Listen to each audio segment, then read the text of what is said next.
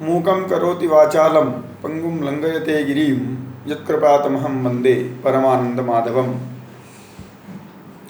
वन्दे काशीं विश्वनाथं छिन्नमस्तां च देवतां कालीं कृपामयीं नौमि जगन्नाथं पुनः पुनः। सर्वेभ्योऽपि नमो नमः।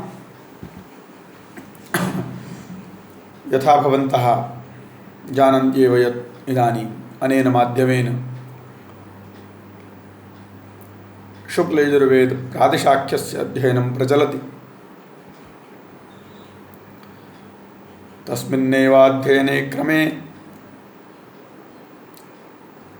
वयं ग्रन्थस्यास्य प्रथमाध्यायस्य प्रारम्भतः चतुष्पञ्चाशत्तमानां सूत्राणाम् अध्ययनं कृतम्। इदानीम् अग्रे अद्य अध्ययनं भविष्यति। भवतु नाम ग्रन्थे अवलोकयामः वयम्। अत्र पञ्चपञ्चाशत्तमं सूत्रमस्ति अमात्रस्वरो ह्रस्वः। अमात्रस्वरः इत्युक्ते अकारमात्रस्वरः। अकारमात्रस्य उच्चारणे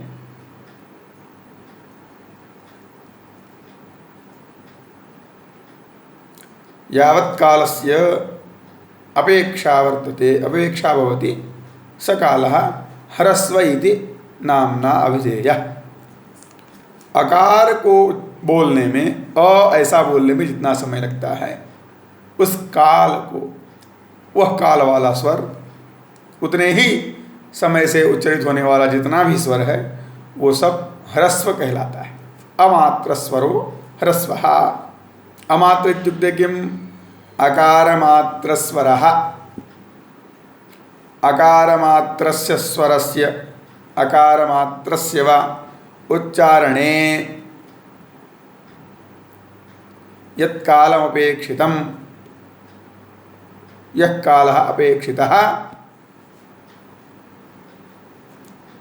स एव कालः यदि अन्येषां स्वराणाम्, अन्येषां येषां स्वराणाम् उच्चारणे स एव कालः पुनः भवति, स ह्रस्व इति नाम्ना ज्ञायते। अकार ऐसा ये स्वर है, अ बोलने में जितना समय लगा उतना ही समय अ के बाद जिन जिन स्वरों को बोलने में लगेगा वो सारे स्वर, वो सभी स्वर ह्रस्व कहलाएंगे, ह्रस्व संज्ञक होंगे। सूत्र का ये तात्पर्य है। अमात्र स्वरो ह्रस्व।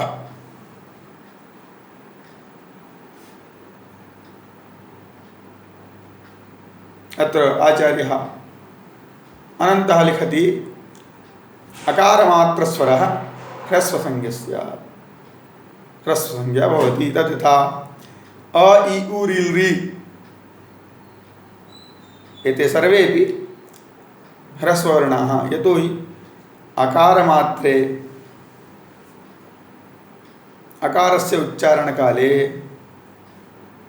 यः कालः जायते, यः कालः गच्छति, स एव कालः पुनः इ उ ऋ ऋ एतेषाम् अपि उच्चारणकाले गच्छति। अतएव एते सर्वे ह्रस्ववर्णाः। अग्रिमं सूत्रमस्ति मात्रा च। तथा ये ह्रस्ववर्णाः तेषाम् उच्चारणकाले यह समयः गतः, यह समयः व्यतीतः, स एकमात्रात्मकः कालः एवं व्यतितव्यम्। ह्रस्ववर्णानाम् उच्चारणे यः कालः गच्छति स कालः मात्रात्मकः कालः इति। पूर्व सूत्र में जो बताया अ बोलने में जितना समय लग रहा है उतने ही समय से जो जो वर्ण उच्चारित होते हैं वो सब ह्रस्व संज्ञक होते हैं। पुनः यहाँ बताते हैं कि और उस ह्रस्व का एक मात्रा कहलाता है। ह्रस्व जो है एक मात्रात्मक होता है। इस सूत्र से यही तात्पर्य। शिक्षादि ग्रंथों में भी लिखा है एक मात्रो भवेद ह्रस्वो द्विमात्रो दीर्घ उच्यते त्रिमात्रस्तु प्लुतो ज्ञेयो व्यंजनम चार्धमात्रकम एवं शिक्षादि ग्रंथेषु प्रतिपादितम्। याज्ञवल्क्य शिक्षायामपि अस्ति पाणिनीय शिक्षायामपि अस्ति एकमात्रो भवेद ह्रस्वः द्विमात्रो दीर्घ उच्यते। तथैव अत्रापि लिखितं मात्रा च ह्रस्वः एकमात्रात्मकः भवति। एवं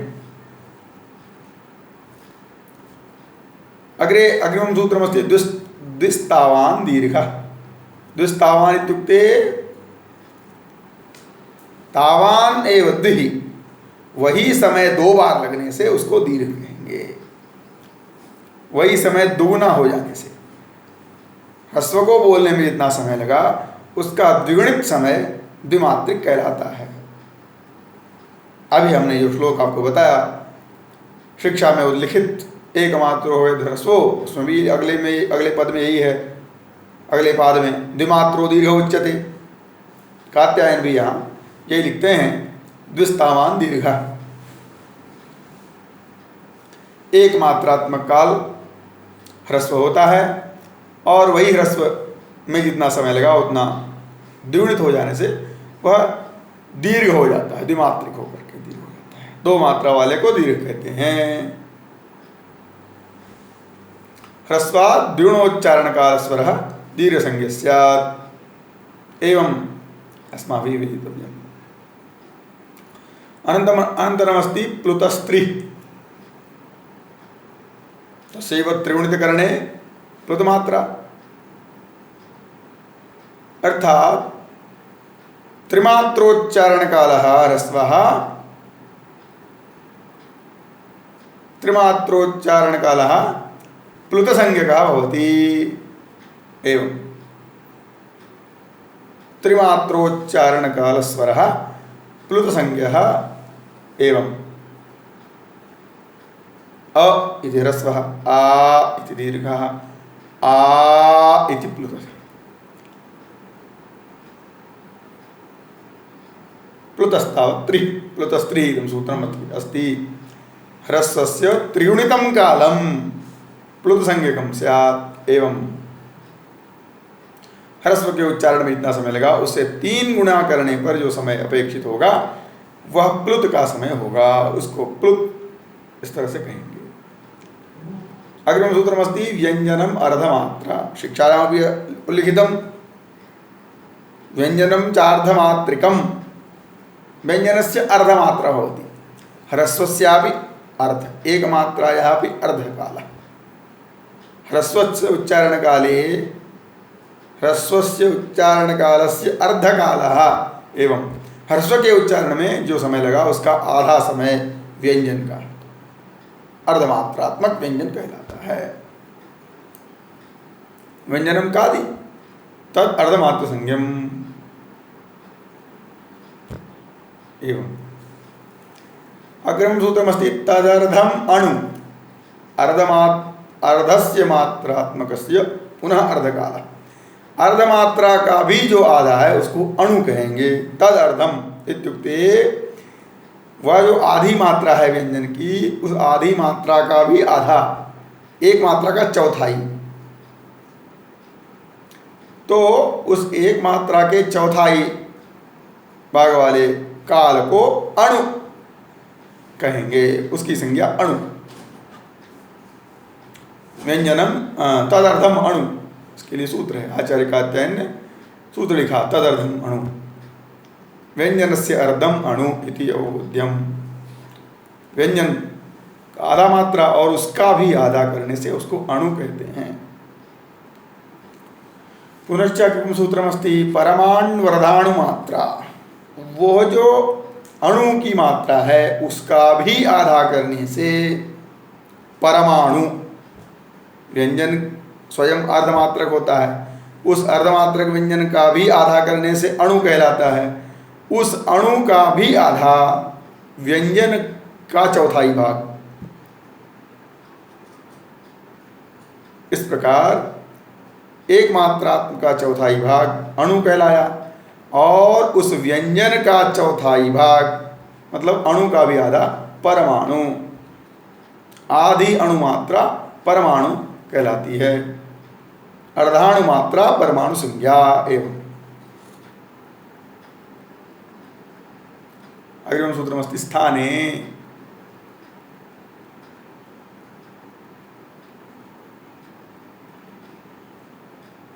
स्थाने इति किम्? उच्चारणे। ये जो संज्ञा प्राप्त हुई, मात्रा, द्विमात्रा, त्रिमात्रा, ह्रस्व दीर्घ प्लुत, अणु, परमाणु, इसको कहाँ जानना चाहिए? कुत्र अस्माभिः वेदितव्यं? तर्हि स्थाने। सूत्रकारेण उल्लिखितं यत् स्थाने इत्युक्ते उच्चारण स्थाने, उच्चारण काले, वर्णानाम उच्चारण काले, वर्णानाम उच्चारण समये। उच्चारण करने के लिए उच्चारण स्थान में इन मात्राओं का ध्यान हमें रखना चाहिए। इसके बाद जो हम कहेंगे, जो सूत्र हम कहेंगे, उन सूत्रों में इसका प्रयोजन बताएंगे। अत्र आचार्यः अनन्तः लिखति अधिकरणम वर्णानाम स्थान शब्देन उच्यते। वर्णानाम अधिकरणम, वर्णों का अधिकार, वर्णों की अधिकृतता स्थान शब्द से यहाँ पर बताया गया है। अर्थात इसके आगे जो कि यद इतः ऊर्ध्वम अनुक्रमिष्यामः तत्स्थाने वेदितव्यम्, इसके बाद जो जो हम बताएंगे, जिन जिन शब्दों की चर्चा करेंगे, उन स्थानों में इन मात्राओं का प्रयोजन आएगा, ऐसा जानना चाहिए। अग्रिम सूत्रमस्ति ह्रस्वग्रहणे दीर्घप्लुतौ प्रतीयात्।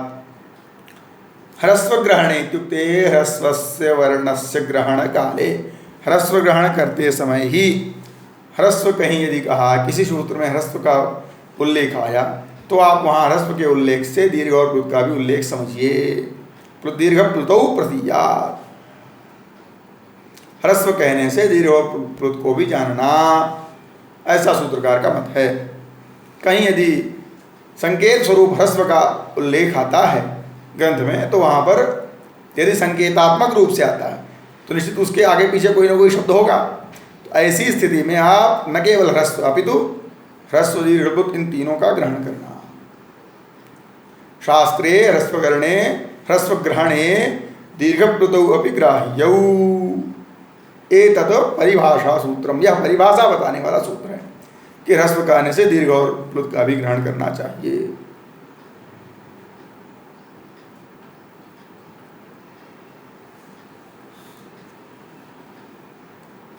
अग्रिमं सूत्रमस्ति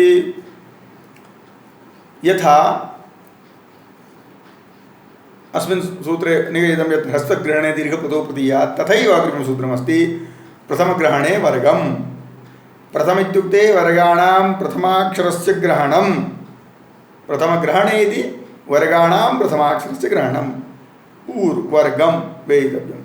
प्रत्येक वर्गों का यदि प्रथम अक्षर का कहीं ग्रहण किया है तो आप उस प्रथम अक्षर से पूरे वर्ग का ग्रहण करिए अर्थ में। ये भी परिभाषा सूत्र है। वर्गस्य प्रथमाक्षर ग्रहणे संपूर्णो वर्ग प्रत्येतव्यः। आगे अध्ययन क्रम में यदि कहीं किसी सूत्र में संकेत रूप से कु लिख दिया, चू लिख दिया, तो वहाँ कु इत्युक्ते क ख ग घ पंचवर्णाः, चू इत्युक्ते च छ य य इति पंचवर्णाः। संपूर्णस्य वर्गस्य ज्ञानं तस्मिन् स्थाने करणीयम्।